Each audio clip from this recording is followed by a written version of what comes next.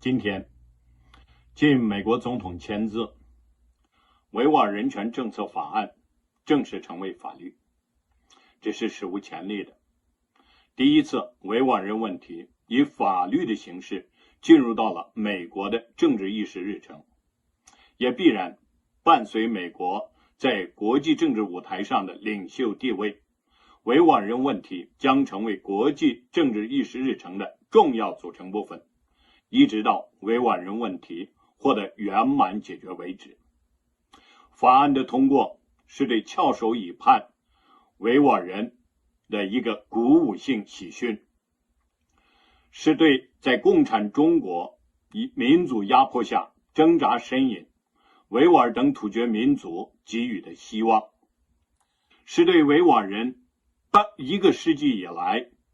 所进行为保持民族身份、文化、信仰所进行可歌可泣反抗的肯定。如果说二战以后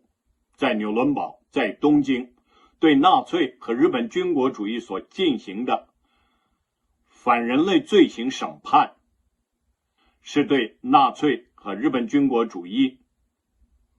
所犯下种族灭绝罪的一次总清算的话，那么2020维吾尔人权政策法案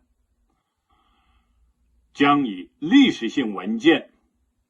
开始他对中国种族主义、民族主义的清算，也必然将成为审判习近平为首中国对维吾尔人所犯下民族压迫、种族灭绝、文化灭绝罪行审判的重要法律依据。实际上，该法案的通过已经把习近平为首中国政府钉上了历史的耻辱柱。不是不报，是时候未到。我们相信人类的良心，我们相信人类文明的进步。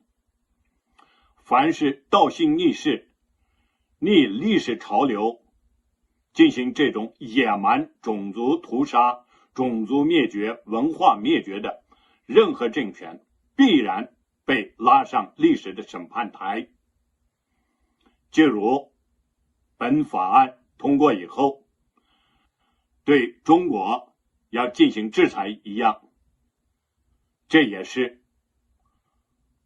审判的开始。谢谢。